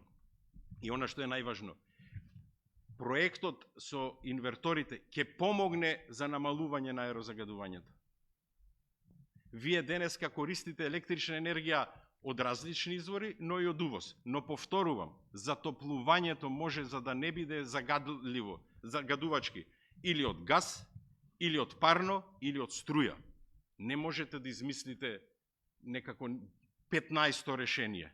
Тие се, граѓаните, поголем дел, што ги каже и Аријант, се сиромашни, не може тоа да си одозволат, затоа државата, преку инвестицијската програма, преку она што е капитална добивка на АДСМ, ги инвестира во фонд кој што се трансферира до општините и го прават и реализираат повикот, што впрочем и досега го правел. И градот Скопје, и Велес, и Битола субвенционирале инвертор клими или други извори. Навистина не можам да одговорам за прашањето што беше за докаде е постапката. Градот што ја води со централниот регистар, навистина немам таква информација. Следува уште една тура на прашања. Останав должен за инвестицијскиот циклус на господинот. Така беше? Зошто италијаните не инвестирале 73 милиони евра колку што беше договор? Не инвестирале за една пречка за која исто така не добивме препорака за влез за почеток на преговори за Европска унија, а тоа е нашето правосудство. Јавно го кажувам тоа. Имаме управен судски спор кој трае полни 7 години. Дали вие ќе купите стан во Италија ако не ви се рачистени имотно-правните односи? Стан од 150.000 евра, а не да вложите 73 милиони евра. Нема таква фирма која ќе ги одобри тие 73 милиони евра, а не и се рачистени имотно-правните односи, благодарејќи пак јавно ќе го прознам управниот суд и основниот и вишиот управен суд во нашава земја. Добро, јас сакам за казните, бидејќи беше конкретно прашање први. Прашањето беше насочено како до представниците на власта. Да ви кажам дека не сме сите представници на власта. Колегата доаѓа од опозицијска партија. А овде централната власт е тука, ние како локална власт ги почитуваме и позицијата и опозицијата, така да јас доаѓам како представник на граѓаните на мојата општина и ќе го држам центарот во овој момент. Казнената политика, ќе ве сослушам само да ви одговорам, па ќе ви дадат микрофон и ќе ме прашате, почитуван новинар. Значи, казнената политика на локално ниво можам да ја коментирам. Изминатиот период нашите општински служби работат во две смени. Значи, ги плаќаме дополнително. За жал, капацитетите се многу мали. Имаме капацитети на комунални редари и по некој инспектор за животна средина. По некој. Бидејќи за да се стане инспектор, талква е процедурата, полесно ќе станете професор на факултет, отколку инспектор да вршите одредена контрола и тука треба законодавството да се преуреди. Имаме околу 50 на прекршочни казни во делот на комуналните дејности, додека 4 изречени казни во делот на непочитување на одредбите согласно беинтегрираните дозволи кои што даваме согласност како локална самоуправа. И сметам дека треба многу повеќе на ова поле да се работи, бидејќи буквално загадуваме сите. Со палење на една обична цигара, со возење на автомобил, со загревање, па се да стигнам до најголемиот загадувач рек Битола. И решението е во делот на казнената политика првенствено да се воведе комунална полиција. И представникот на централната власт, верувам, ова го зборувам отворено на многу дебати, не само тоа, туку да се децентрализира власта и во делот на управување со полициските станици од општа надлежност, бидејќи ако сега се јавите на 192, да пријавите некој загадувач, ќе ви кажат сликајте го, легитимирајте го, испратете ни ги податоците и тогаш тој полицаец не треба да зима плата, току вие да бидете полицаец и да ја завршите работата до него, или пак ќе ви кажат, тоа е во надлежност на локалната самоуправа, а ние немаме нити ресурси, нити капацитети, нити пак персонал да ја завршиме таа работа во целост. Ја поздравувам иницијативата на владата што беа формирани тимови, заеднички тимови на локалните власти и полицијата да се вклучат во оваа борба, но пак ќе кажам, тоа не е трајното решение со казнената политика. Подигање на свеста на граѓаните е првенствено. Ние трошиме сериозни средства како локална самоуправа во делот на подигање на свеста, но за жал, загадувањето, проблемот со загадувањето, отпадот, тоа е нешто што се учи секојдневно дома и во подготвителна година, во прво, второ, трето, четврто, пето оделение и низ целиот наш животен циклус и тука воспитно-образовниот процес треба да се позанимава многу посериозно со оваа прашање, бидејќи сите сакаме да живееме во чиста средина. Сите оние млади луѓе за кои што апелирам да останат тука, не заменуваат од државата, поради тоа што недостасуваат финансиски средства. Едноставно младите луѓе се фрустрирани од нередот во кој што секојдневно живење, бидејќи живеевме во еден таков каков систем кој што го создадо овие постарите генерации, но за жал, само да довршам, за жал се занимаваме веќе 29 години со суверенитет, со меѓуетнички права, со државност и многу други теми, а не се занимаваме со суштината, а тоа е константен развој на државата и државна стратегија во борба со сите проблеми, вклучувајќи го овој за кој што денеска разговараме. Благодарам. Добивме доста опфатни и долги одговори, но не добивме одговор колку кривични пријави се поднесени против загадувачите. Ви кажав, значи поднесени се 4 пријави. Кривични пријави? Не кривични пријави, тоа се прекршочни пријави против правни лица во делот кои што не ги исполнувале условите и не се придржувале кон беинтегрираните дозволи кои што имаме ние како општина овластувања да ги издаваме. По однос на податоците на државниот инспекторат, тука не сум меродавен да одговарам. Министерството има поднесено кривична пријава против загадувачи во претходниве години? Тоа го прави инспекторатот, Државниот инспекторат за животна средина. Ние како министерство преку Државниот инспекторат кој што е самостоен орган ги вршат контролите на оние објекти што имаат интегрирани дозволи. Последниот инцидент што се случи еколошката катастрофа, компанијата што ја предизвика ќе ја плати најголемата казна што постои согласно законите во нашата држава. Во ред одиме со уште една Мислам дека остана уште едно прашање неодговорено. Каде завршуваат опасниот индустријски отпад кој влегува во Македонија? Кој е, значи, околу 2600 тона, според сепак извештајот на вашето министерство. Каде завршува тој отпад? Тоа, мислам, не го слушнавме тој одговор. Фала.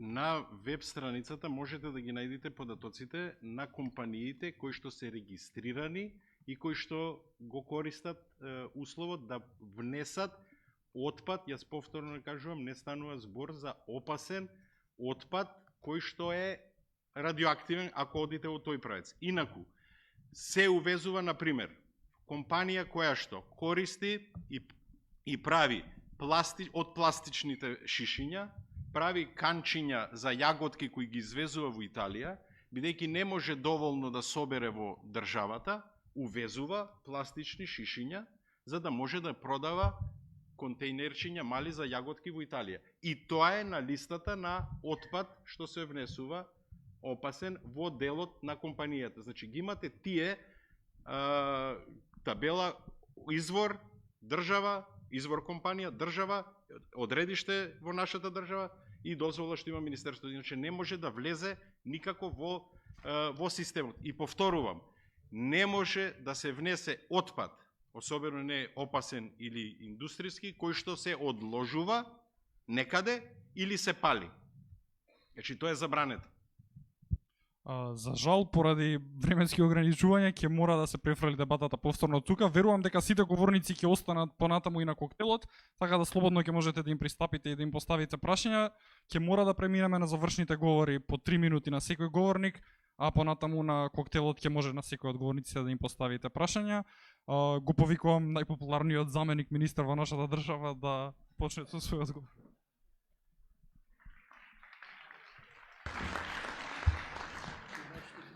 На македонски ќе зборувам. Значи, јас повторувам, не со верба, туку со аргументи. Нема друг пристап за решавање на проблемот ако сите заеднички не го работиме. И затоа јас немав дилема дека треба да го прифатиме предлогот на Аријан Тодеко Герила во планот за 2019 година да влезе субвенционирањето на индустриските капацитети во полог со филтри на нивните оджаци. Нити пак имам дилема да го прифатев предлогот на О2 коалицијата во следната година, максимално бројот на здравствени установи кои се поврзани на мазут, да ги поврземе на газ или на струја. Тука јас немам дилема. Зошто? Тоа е добро, бидејќи доаѓа предлогот нормално од граѓаните. Второ, дека е еколошки. И трето, дека е економски. Во 2019 година градинката во панорама во Капиштец. Наместо да троши 16.000 евра, таа ќе троши 2.500 евра за една зимска сезона. До сега тоа трошела, загадувала. Овај план, реков, кој што е добар и го бил секаде и искористил, мора да го искористиме и да го премениме. Тоа е патот. Не е битно кој е на промоторот. Туку, важно е дека болницата во Струмица, еве како аргумент, на 31 декември на коктелот што ќе го организира МОВ, можеме да се увериме со Невена дали ќе работи или не. Со господинот Велков се сложувам дека како ја поддржувам неговата изјава што ја кажа дека одлуката на второстепената комисија да го одбие барањето на Евромакс е добра одлука. И мислам ама сите тие постапки одат и никој нема дилема, реков јас. Дали еве нека немаме толку време да кренат рака, колку души верувај овде дека Казандол и Ловица нема да работат. Тие се факт дека еве се факт е да не постојат тие. А тие за 2 години и 4 месеци се избришани од мапата и она што беше барање. И затоа јас сум убеден, тој пат на замена на штетното греење е патот кој што ќе доведе до решение. Не да гледаме профит лево или десно. Ние и термоелектраните ќе мораме да ги затвориме во даден момент. И затоа има план. Затоа во Осломеј постои план предводен од вице-премиерот Ангјушев на изградба на фотоволтаични централи кои што ќе ги заменат рудникот и оне што Осломеј беше порано извор на загадување, да биде извор на сончева енергија. И ќе поддржам предлогот на Аријан дека гасификацијата е едно од клучните решенија за чист воздух во Тетово, ама тоа требаше да помине преку водно.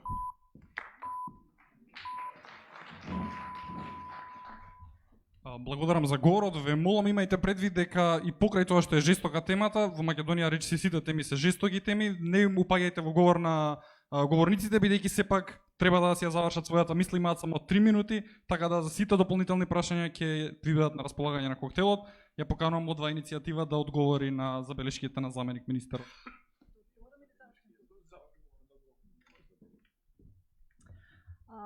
Говорникот од афирмативниот тим ја во една реченица ја кажа целиот проблем на нашиот систем на неделување. Тие не делуваат како компактен тим. Истото оно што го имаме и со нашата држава. Секој збори за својот дел, меѓутоа како систем не делуваме, не функционира. За да функционира еден систем треба сите одредени делови кои се поврзани да функционираат. Вие кажавте дека законите се проблем. Значи, вие имате власта, требаше да направите промени на законите. Зашто имаме бавни промени на законите? Исто така се спомнува инспекцијската контрола. Со која акредитирана лабораторија ги мерат увозот? Со која? Со која? А зашто немаме ние државна акредитирана лабораторија? Значи, за толку време не се најде начин да се направи една државна акредитирана лабораторија. По притисок на на нашата граѓанска иницијатива, 2016 се доби прилив во буџетот токму за инспекцијскиот совет. Каде се искористија тие пари? Значи, не отида во зголемен обем на инспектори, туку отида за сосема други непродуктивни работи, така да денес имам инспекторите кои треба да бидат на терен повеќе се на службени патувања, а инспектори немаме доволно, или тоа што се случува на терен не ни дава верба дека стварно се спроведуваат законите. Друга работа, зошто не делува целиот систем? Значи, влезниот транспорт на отпадот не се проверува дали она се согласени со дали тоа што влегува и го се декларира под одредена шифра е токму тоа. Затоа тоа го имаме во изјава на директорот од Царина на конференцијата на МАСВА во септември оваа година. Имаше доста работи што не беа само за загадување, за аерозагадувањето и програмата за чистиот воздух. Значи ние имаме 16 жески точки на кои ништо не се презема. Значи не е само Охис. Лојане е таму, тие од сите 16 жешки точки ништо не преземавте. Имаме исто така проблеми со диви депони, значи имплементација на регионалните планови за управување со отпад не е започнато, еве конкретно во Вардарската долина. Така да имаме нашиот градоначалник јавно изјавува дека Вардариšte е дива депони, претоварна станица која не работи според стандардите. Значи, имаме претоварна станица која законски не треба да постои. Значи, не ги исполнува стандардите, меѓутоа работи. И сите тие работи, кога ќе ги видите на сите места како функционира и кога ќе почнете да идете по тие законски лавиринти, едноставно не е само доверување, него самите факти и она во кое ние сме внесени, заклучуваме дека системот не е тотално нефункционален. И уште една работа морам да изразам. Значи, оној момент кога не се прикажува дека имаме грешка во системот и дека треба нешто да се смени, највеќе ме револтира.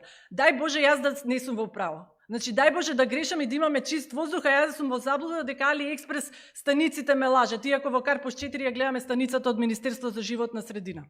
И тие се повисоки него на тие AliExpress. Меѓутоа, што кога грешат тие што ја водат државата? А наместо да признаат одговорно, ни кажуваат и го минимизираат проблемот дека имало и 28 европски земји кои биле загадени.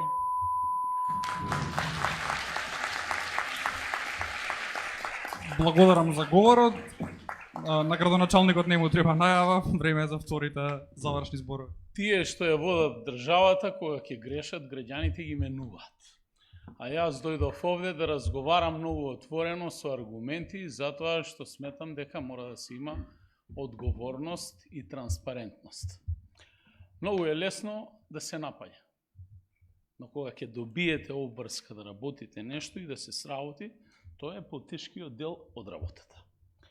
И ние даваме се од себе, но зошто никогаш не беше пофалено дека депонијата во Куманово за прв пат не се опожари оваа година или не се само запали? Некој предвидел средства за тоа, за да не дојде до уште поголемо загадување. Зошто никој не спомна дека 10.000 садници се засадени оваа година нови во Куманово, од кои што 1000 листопадни, квалитетни 2,4 годишни и половина беа уништени. Зошто тие што многу дебатираат не излезат на акција, на различни активности, на форуми како Кумановски акцијаши не биди ѓубре и да дадеме пример како тоа се засадува и како се чува животната средина, него се една гола дебата и гола дебата. Јас сум градоначалник, јас сакам да делувам, да работам и да постигнам нешто. По 4 години граѓаните ќе дојдат и ќе кажат: да, Максим бил добар, во рете, не бил добар, си оди, доаѓа некој друг подобар од него, бидејќи никој не се родил на таа позиција кај што сме. Соларни колектори во 3 училишта, гасификација на еден јавен објект. Единствени две општини кои што имаат гасификација во Македонија се Куманово и Струмица. Замислете и тоа во најтешко време кога ВМРО ДПМН беше на власт. Успеавме сами да направиме гасификација. За прв пат направиме програма, тоест план за секундарна гасоводна мрежа во градот и немаме намера да застанеме тука. Загадувачи реков дека сме сите и дадов одговор кај е генералниот проблем. Повеќе од 100 домаќинства добија ова година газ. 9200 денари дадовме за секое семејство субвенција кое што има техничка можност и сака да приклучи газ. И законската регулатива, за жал се занимаваме предолго време самите со себе си, многу политика, многу мито, многу корупција, многу злоупотреби, а не се занимаваме со суштината. Се сеќавате кога се штанцуваа закони преку ноќ?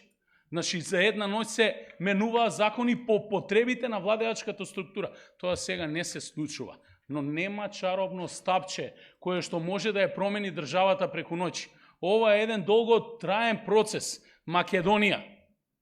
Значи, тешко ми е да кажам Северна Македонија, затоа што уште не сум привикнат на тоа, но тоа е тоа. Но Македонија можеме да ја спасиме единствено доколку земеме учество сите ние. Овде е авангардата, младите луѓе се тука и треба отворено да се бориме. Но не само со дебата, со аргументирана дебата кај што ќе се извадат сериозни аргументи. Не може да се мери загадувањето на воздух само на едно место во Куманово и да се каже најзагадено е Куманово во градот. Ми рекува, па лесно ти е градоначалник. Земете мерната станица од најголемиот загадувач, преместете ја на друго место и по дефолт Куманово нема повеќе да биде загадено. Немам намера тоа да го решам проблемот така технички, туку ќе го смениме тоа со што тој загадувач ќе му го намалиме загадувањето и следната година ќе му испорачаме газ. Благодарам.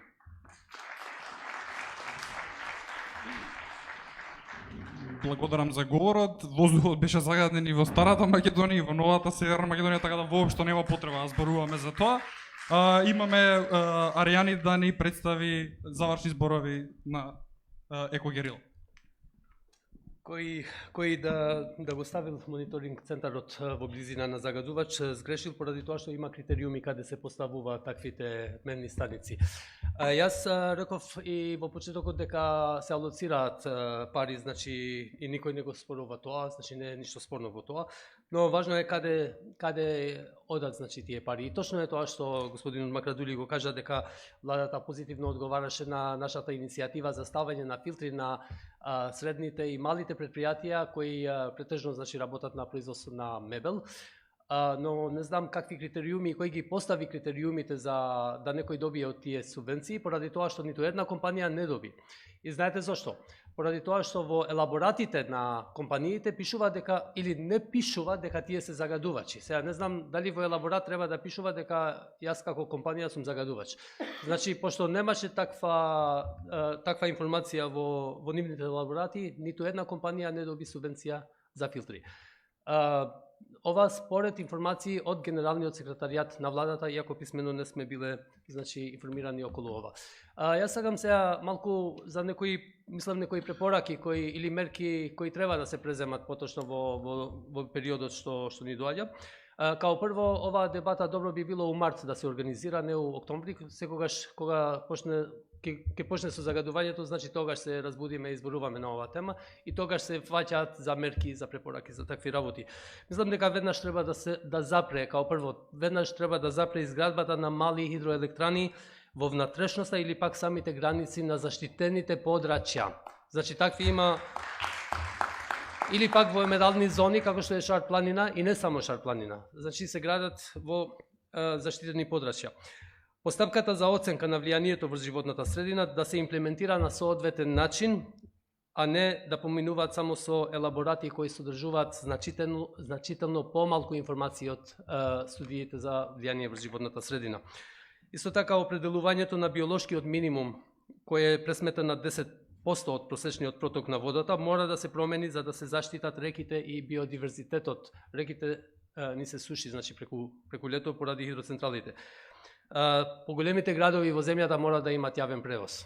Тетово нема ни никакви автобуси. Значи слушам Скопје ќе имало некои викат еколошки автобуси. Не постои еколошки автобус. Еколошко возило не постои. Значи може да има автобуси кои загадуваат помалку, ама еколошки, ајде луѓе. Тетово нема ни зелени, ни црвени, ни црни, никакви автобуси нема. Значи тоа е голем проблем, а треба да имаме, пошто луѓето треба да се движат од една точка до друга.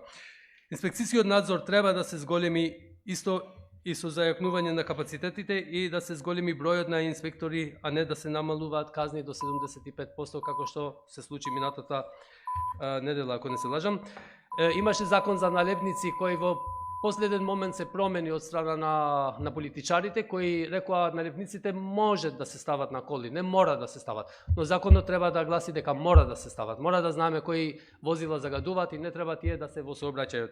И мислам дека треба веднаш да се запира со градежните работи во време на високо загадување. Да, ќе продолжувам. И исто така, значи, треба да се запира веднаш увозот на индустријски опасен отпад, било тоа пластика, било тоа какво било, поради тоа што царинската управа во нашата земја не е доволно опремена да определи дали тој опасен отпад е само пластика или е нешто повеќе од тоа. Јас ви благодарам, толку имав.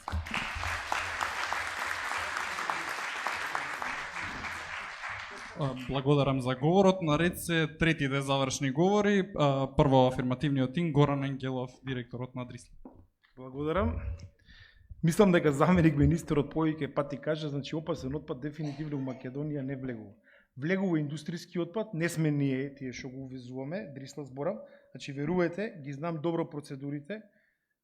Не може да влезе опасен отпад. Добро, да. Јас сега на крајот ќе ви поставам едно прашање. Кој бил од вас во Дрисла? Нека крене рака. Ајде.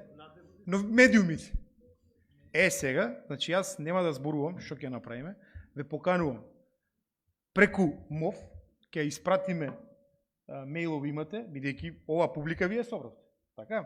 Следниот отворен ден ве поканувам да дојдете да видите. На нашиот Facebook профил ќе ги видите моментално последните снимки во Дрисла. Што се случува и како се случува.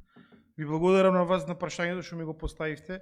Јас искрено го провоцирам управниот суд да го реши судскиот спор.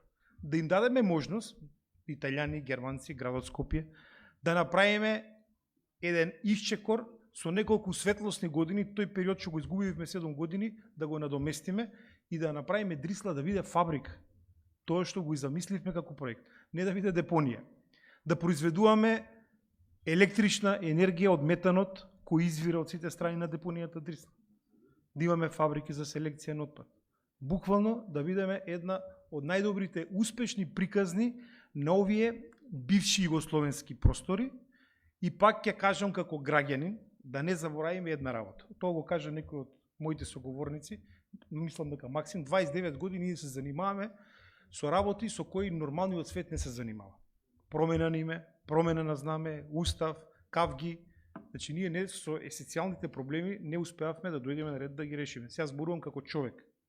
Дојдов овде како извршен директор на Дрисла и ви го кажувам ова како човек. Се надевам дека навистина следната прилика да дојдете, да се уверите и да видите што значи Дрисла. Сепак тоа е единствена депонија која има интегрирана еколошка дозвола и која работи согласно заклучоците и препораките кои се дел од таа интегрирана дозвола. Сакам да ви се заблагодарам прво на вас кои бевте овде, ја иницииравте оваа тема и навистина имаше искрени прашања кои мислам дека ќе предонесат во иднина навистина да го решиме сите заеднички, без политички партии, како луѓе, како граѓани од различни етникуми, од различни верски заедници, сите немачи истиот проблем, загадувањето. И тоа мора да го решиме. Дали ќе го решиме за 4, 5, 6, 8, 10 години, бидејќи загадувањето не го заборавајте визави сиромаштијата. Вие кажавте. Косово, Босна, Македонија, најсиромашните земји. Ви благодарам. Благодарам за говорот. На ред е и последниот завршен говор, Стојан Велков. Благодарам. Значи, во однос на тоа дека е затворен Казандол, да, Казандол е затворен, но сепак Боров дол е отворен. Постојано стигаат известувања и барања за ископувања. Во Гевгелија, например, има пристигнато неодамна, во Пробиштип има пристигнато документ известување за намера на спроведување на експлоатација. Се разбира, но сакам да кажам, генералната забелешка од наша страна кон вас е тоа што наместо да ги соберете, сублимирате тие алармирања, тој бунт од народот дека еколошката страна не е застапена добро, дека не одите во правец кој што е преземање систематски и конкретни мерки, морате да се насочите кон тоа. Морате да ни докажете ние, кога ќе излеземе надвор, да има резултати, значи да има ефективни резултати. Инаку сето тоа ќе се спроведе на зборување, на политички говори, на тоа што направивме, што не направивме. Значи, мора да сватите дека ние сме тие што алармираме, а вие сте тие што треба да спроведете. И ако сакате посериозно да ве сватиме во однос на рудниците, сакам да кажам дека има околу 20 концесии издадено за геолошки истражувања генерално и мора да направите атмосфера во оваа држава и да сватат луѓето и тие инвеститори кои доаѓаат овде, дека овде во Македонија нема место на толку мала простор, на толку луѓе населени густо на тој простор, дека нема место за загадувачи за Г1 тешка индустрија, а тоа се рудниците. Еве ги Евромакс пред неколку дена делеа флаери дека ќе вработуваат, дека по 1000 евра ќе биде платата. Значи тоа мора да се на некој начин санкционира. А ако не ги казните, тие се стимулирани, значи никој ништо не им кажува што да прават. Тоа ствара раздор меѓу народот, тоа ствара неубав печаток и ствара слика дека некои работи само секундарно се решава. Да, стигнавме и со Евромакс, односно со Иловица, до некаде до пред крајот. Но моето прашање на вистина искрено сакам да ме одговорите. Кога ќе биде одземена концесијата на влада? Дали се заложувате да дојде прашањето за Иловица, вие како заменик министар за екологија, дали се заложувате да дојде или конечно да се реши тој проблем за да може да се ослободиме малку? Тоа би било се, ви благодарам и на вас.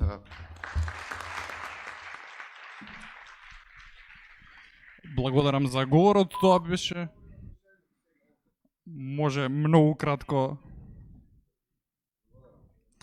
Тоа беше последното излагање. Ви благодарам на сите што присуствувавте на вечерашниот настан. Им благодарам на говорниците уште еднаш што собраа храброст да дебатираат на оваа тема. Ви благодарам на вас, публиката, благодарам на дебатерите. Дружбата продолжува и може да се дебатира сега неформално со музиката на D&D's и сите дополнителни прашања верувам стојат на располагање сите 6 говорници.